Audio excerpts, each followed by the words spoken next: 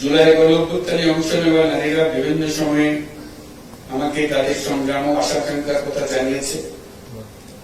আমরা যে নতুন বাংলাদেশ গড়ার স্বপ্ন দেখছি, নারীদের অংশগ্রহণ ও তাদের অধিকার নিশ্চিত করা ছাড়া তা সম্ভব হবে না।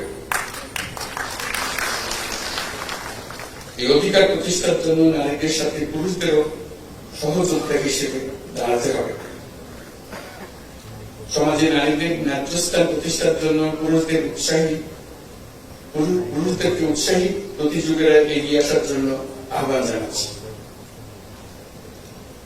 নতুন বাংলাদেশে আমরা আমাদের প্রত্যাশী পরিবারকে নিশ্চিতভাবে গড়তে চাই, যেটা হবে সব বাবা মা ভাই বোনের নিশ্চিত ও স্বীকৃত অধিকারের পরিবার। আন্তর্জাতিক নারী দিবস আমাদের নতুন করে নারীদের সংগ্রামের ইতিহাস মনে করিয়ে দেয়, অনুপ্রেরণা আর শহর যোগায়। সমাজের নারী অধিকার প্রতিষ্ঠা যারা কাজ করছেন তাদের প্রতি আহ্বান জানাই, যত বাধাই আসুক না কেন, ইতিহাস আমাদের যে সুযোগ দিয়েছে সেই সুযোগ যেন আমরা পরিপূর্ণভাবে ব্যবহার করার জন্য তাই মনোভাবকে নিবেদিত থাকি।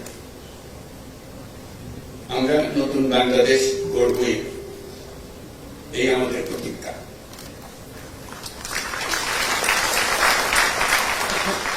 মহান আল্লাহ আমাকে সহায় হন। আল্লাহ হাফিজ।